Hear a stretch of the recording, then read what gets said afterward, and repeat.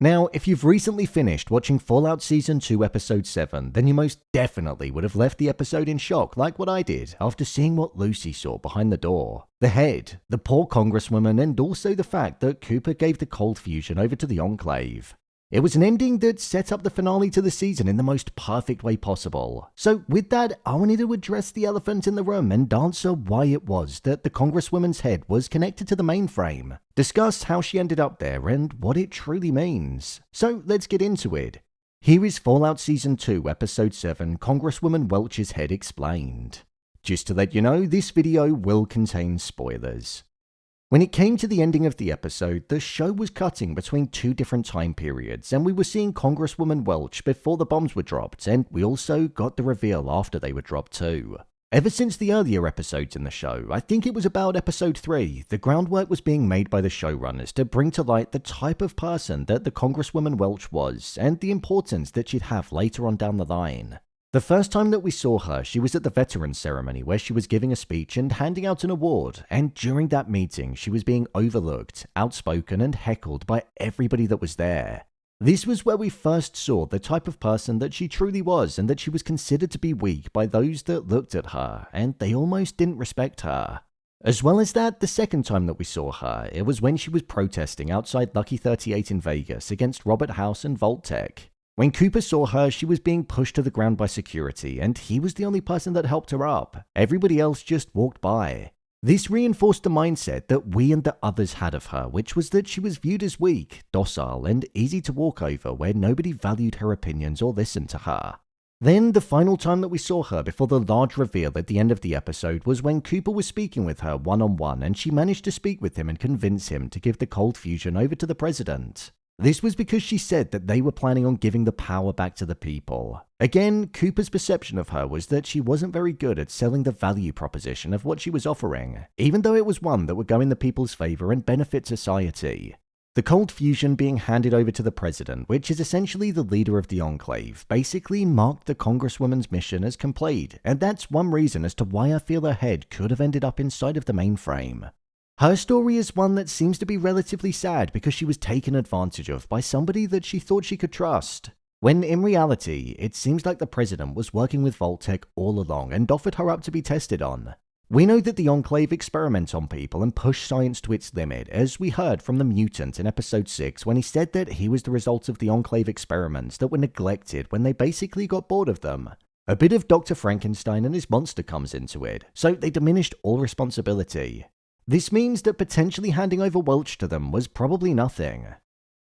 The soft-hearted nature of the Congresswoman is what essentially made her the perfect candidate for the automated man to be based on, and for the people that are hooked up and connected to it to act like. Her head, but more specifically her brain, being connected to the mainframe meant that all of those people that had the device put into them would adopt the mindset that she had, where they wouldn't have any fight within them. They'd be calm and be easy to walk over. If Hank had used somebody that didn't have that kind of frame of mind, then it wouldn't have worked the way that it did. An alternative theory that could potentially be the reason as to how she ended up there is that her body was actually frozen, and like Barb and Janie, that were kept inside of the cryo chambers. She could have been thawed by Hank, and that could be why she doesn't look that different to how she did all of those years ago. The head looked like it had only recently just started the decomposition phase, not like it had been around for a couple of 100 years. So maybe that could have also been why Hank was driving to and fro when inside of the basement, because he was defrosting different bodies and essentially sacrificing them for the sake of developing the automated man. So when he finally found Congresswoman Welch and connected her up, that could be why it ultimately worked, because the blueprint of her personality worked perfectly. Was the Congresswoman actually evil? There is another theory that's been circulating and could position Congresswoman Welch on the other side of the moral fence, and this theory is around the fact that she's actually evil and that she was working with the Enclave and just playing this type of role so that she could essentially get the cold fusion into the hands of the president. Seeing as though she works directly with the president and is in close contact with him, and also the small and subtle smile that she had when inside of the car, that could potentially be the case. It would make sense for her to have been playing dumb and act up in order to get it, but personally, I just can't see how that would tie into her head them being the perfect vessel for the automated man device. This is because that would mean the acquiescent nature that she had would have all just been one big lie, so surely it wouldn't have worked. I instead think it's more so the fact that she could have essentially been lied to, groomed, and been made to feel like she was doing good, when in reality, the Enclave had her on strings and potentially knew exactly what they were going to do with her. If the general public weren't respecting her, there was no way the leader of the Enclave was going to show her any respect whatsoever. She probably believed like she was on the side of good, especially when compared to Robert House and Voltec. So to answer the question around that theory, I don't think she was evil in the slightest, just a kind, soft-hearted woman that was ultimately taken advantage of and even potentially deceived when she was frozen, thawed, and then used as the brain to a supercomputer. How does Lucy shut it down? When Lucy saw the head inside of the room, she looked on in shock because she simply didn't know what to do, and also didn't expect there to be a head on the table programming the entirety of the people. When looking at the room with Congresswoman Welch being connected to the other devices in there, it feels like a simple disconnection will be the very thing that could shut down all of the automated people that have been connected to it. Hank did mention that all of the people would no longer be alive if the mainframe was destroyed, so it could make all of the people that have been connected drop dead on the spot where they stand. However, could he have just been saying that to get inside of Lucy's head so it would make her not want to do it even more?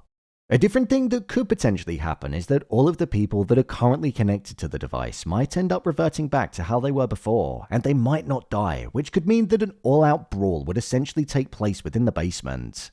This would then make it difficult for Lucy to get out of there. This would put the Legion up against the New California Republic and many other different clans that have been recruited and tested on in there. With Lucy picking the side of humanity and almost mirroring the side that Congresswoman Welch had in wanting what's best for the people, we saw what happened to her when she thought that she was doing the right thing and siding with who she believed was good.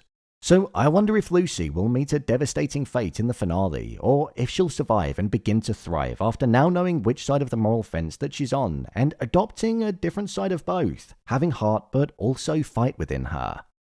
The twist of having Congresswoman Welch's head connected to the mainframe for the automated man technology is a twist that I thought wasn't only one that carried weight and emotion because we saw just how much she wanted to do good for the people, but by pairing the scene with Cooper in the past before the bombs were dropped, it not only provided clarity, but it also made all of the occasions where we'd seen her before feel valuable and like this was being drip-fed to us the entire time.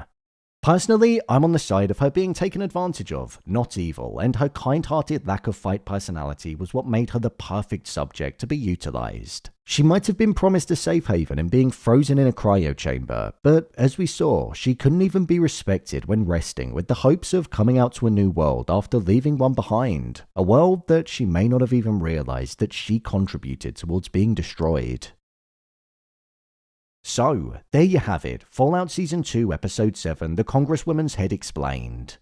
If you want to see more videos on Fallout Season 2, then check the playlist below, and don't forget to subscribe so you don't miss future videos. What do you think will happen in the finale? Share your thoughts in the comments. As always, thanks for tuning into the video, and I'll see you in the next one.